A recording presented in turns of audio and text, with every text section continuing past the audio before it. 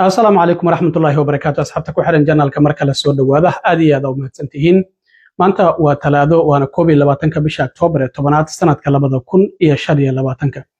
muuqaalkan waxaan rabaa inaan idinku la wadaago digniin aan hooyooyinka Soomaaliyeed u dirayo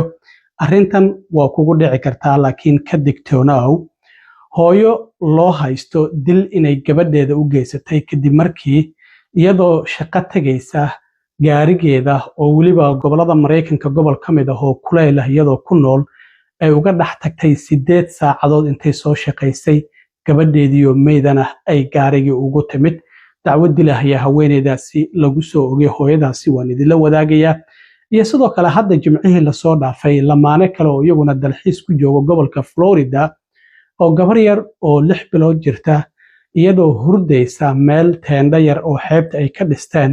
ay uga tageen hooyadii iyo aabihii socodna ay la aadeen caruurtoodii intii kale qof meesha joogayna uu boolisku wacay iyagiina la xiray arintaas sanadkan xilligan kuleylaha ee hadda si dhamaanayay qabowga la galayo waxa la leeyahay 29 caruur ah ayaa waxay ku geeriyoodeen gaari looga tagay oo kuleyl dartii ay gaariga ugu dhex geeriyoodeen haddaba sheekadan aan idin la wadaagayo waxay ka dhacday gobolka Texas hooyadan aan u malaynayo inay Nigerian tahay oo waliba Muslim ah ayayna ku dhacday hooyadan magaceeda waxa la yiraahdaa Gebemasola Akionode ayaa la yiraahdaa waa 36 jir koodii bishii July ee 7 ayaa iyadoo shaqo tagaysa gabadheeda ma aysan haysanin lacag ay daycare ku geyso kulay odagii ka dhalayna waa ay kala tageen sidaan filayo single mother gabadheeda iska korsanaysa ayay ahayd marka waxa ay tiri balse aad u soo shaqaysato gaariga uga dhaxta gabadha maalintaasi gobolka Texas kuleylku waxa uu marayay 97.4 degree ayuu marayay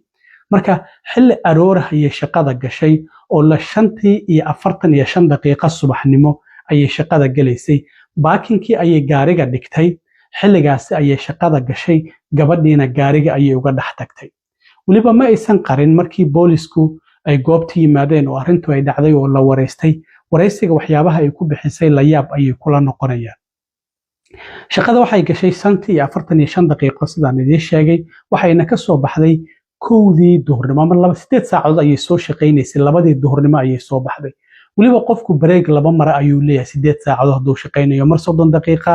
ama mar 15 daqiiqo waa ay awoodday inay banaanka u soo baxdo oo ay gabadheeda fiiriso xaaladdu sida ay tahay laakiin waxay tiri aad ayaan mashquul u ahayo xitaa banaanka maba aan u soo bixin oo gabadha kama soo wardoonin waa gabar 9 jir ah oo xilliga gobolka Texas gobolada ugu kulul Mareykanka uu ku jiro gaari looga dhax tagay waxa marka faahfaahinadii ay bixisay ayaa waxa kamid ah markan maba ahanay tiri markii ugu horeysay waa markii afraad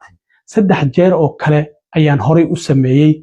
maalin waxayba ka horeysay waa maalinta gabadhu ay dhimanaysay maalintii ka horeysay oo 30kii June ahayd bishii 6 sidaas oo kale ayaan sameeyo gaariga ayaan uga dhax tagay oo shaqadeeda ayaan iska galay tiri maba aysan qarinba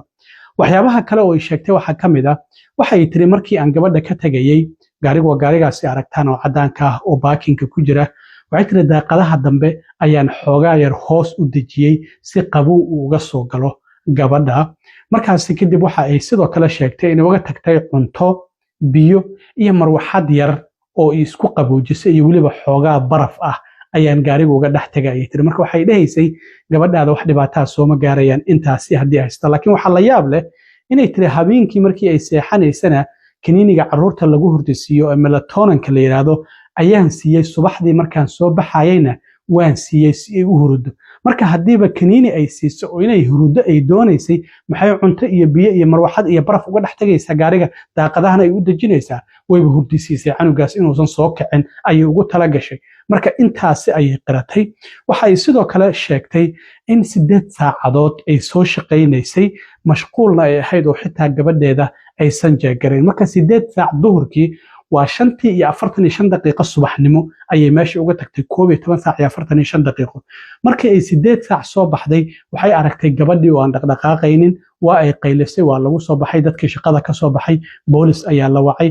booliskii ayaa goobta yimid waxayna boolisku la carareen isbitaalka waxaana la xaqiijiyay gabadhaasi in ay dhimatay oo ay nafqabatin ayay u dhimatay temperature-ka jirkeeda ama heerkulka jirkeeduna wuxuu ahaa 108 degrees halka sidoo kale gaariga ay uga dhex tagtayna temperaturekiisu uu isaguna aad u sareeyay oo temperature aad u sareeyo oo ahaa gaariga xitaa gudihiisa marka waxa ay sidoo kale ay booliska ay u sheegtay oo ay qiratay markan maba ahan ay tiri markii ugu horeysay oo dhowr jeer ayaan sidan kale hore u sameeyay waxay tiri lacagta daycare-ka ma aysan awoodin ilaa iyo paycheck-geed ay ka hesho maalintaasi oo 1 July oo gabadha gaariga ay uga dhex tagaysay bishii 7 maalin talaada ayay inta badan jeegaguna jimco ayay soo dhacaan marka waxa ay tiri ma aanan awoodin xitaa qof kamid ah dadka la shaqeynaya wuxuu yiri gabadhan dhibaatooyin fara badan ayay wajahaysay xitaa aniga ayaa mararka qaar lacag ku caawin jiray marka sidaasi ayay qiratay hadda 17 bishan ayaa la soo xiray kadib markii boolisku ay xaqiijiyeen in gabadhaasi ay u geeriyootay gaarigaasi kuleylka dartii ka jiray isla markaana shalay oo isniin ahayd ayaa maxkamadda la soo taagay dil ayaana lagu soo eedeeyay waxaana markii hore lacagta damaanada oo lagu sii dayn karo laga dhigay 1 milyan laakiin shalay markii maxkamadda ay ka soo hormuuqatay garsooraha waxa uu lacagtii ka dhigay 500,000 ama 500,000 milyan ayuu ka dhigay oo damaanada oo lagu sii dayn karo ilaa ya sanadkii 1990kii waxa la leeyahay 160 caruura ayaa waxa ay ku geeriyoodeen gaari looga dhex tagay xilliyada kuleylaha ee samarka qabowgana waa ay jirtaa sidoo kale qabowgana waa loo geeriyoodaa marka sanadkan hadda aan ku jirnay 25ka 29 caruura ayaa gaari looga dhex tagay ugu geeriyooday marka Mareykanka inta badan ma fududa caruurta in si fudud la isaga qaato isla markaas sida wadamada Yurub oo kale marka in arrimahaada guriga aad uga tagto iyaga oo kaligooda oo iyagu aan ismaamuli karin isla markaana xitaa haddii dukaan aad wax yar ka soo qabsanayso oo 2 daqiiqo aad maqnaanayso inaad gaariga caruur uga dhex tagto ama qabow haato ama kuleyl haato marnaba waa qalad qof kasta oo arka ayaa booliska degdeg kula xiriiri kara sidaas ayaadna ku mutaysan kartaa xabsi oo ah dayacaad caruur amaba sida gabadhan ku dhacday oo kale dil ayaa lagugu soo oogi karaa inaad mas'uul ka ahayd inaad ilmahaada ay geriyoodaan inaad mas'uul ka noqotay arrintan kale oo qoyan hadda jimcihii la soo dhaafay ayay dhacday qoys cadaan ah ayaa waxay vacation ama dalxiis u aadeen Florida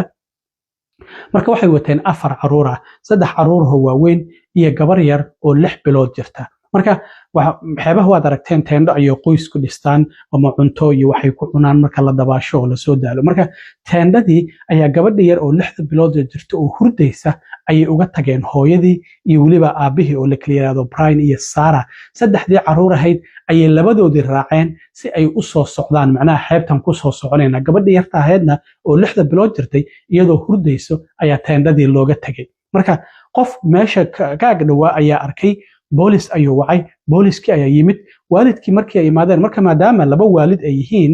mid kamid ayaa raaci karay caruurtan saddexdaas si ay u soo socdaan midna wuxuu la joogi karay gabadhan yar oo 6 bilood jirta markii la wareystay waalidkii waxay yiraahdeen gabadha xilligii nap time ay ku jirtay oo hurdada ay hurdi jirtay marka ma aanan doonayn inaan ka kicino sida darteed sidaas ayaan u dhaafnayo caruurtan kale ayaan socod u wadnay arrintaasi lagama yeelin waa la xiray dayacaad caruur ayaana lagu eedeeyay damaarad ayaa hadda lagu soo daayay laakiin iyagana sidoo kale arrintaasi ayay sameeyeen oo waa la xiray waliba hooyadu waa dhakhtar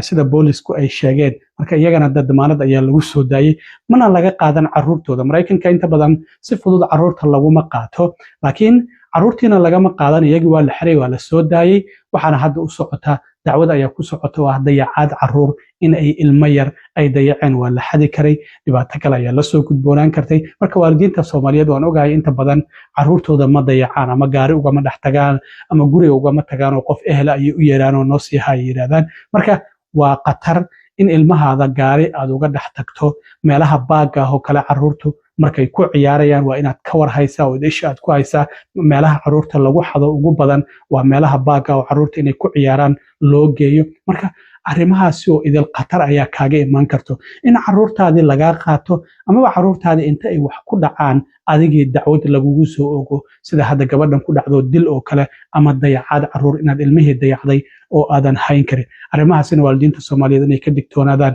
ayaan kula dardaarmayaa inta badan waalidiinta Soomaaliyeed waan ogahay in waalidiin mas'uul ay yihiin caruurtooda ay mas'uul iska saaraan laakiin waxyaabo waxa jira dhici kara xitaa gabadhan waxa la weydiiyay maalintaasi ma fiirisay weatherku xil sida uu ahaa markii gaariga gabadhaada uga dhex tagaysay marka waxay tiri maya arrintaasi waan hilmaamay marka qof shaqo ku degdegsanaya ahayd mas-uuliyad weyn maba iska saarin gabadheeda marka hadda xilligii qaboobaha ayaa la gelayaa kuleelka iyo qabowga isku si ayay wax u dilaan waxaa jira qabow ilmuhu aysan u adkaysan karin oo bannaanka haddii soo istaagaan ilmaha khatar ay ku geli karaan marka arrimahaasna ha laga digtoonaado aad iyo aad u mahadsantiin asxaabta intaan mar kale kulmi doono idinla sidaa iyo nabadgelyo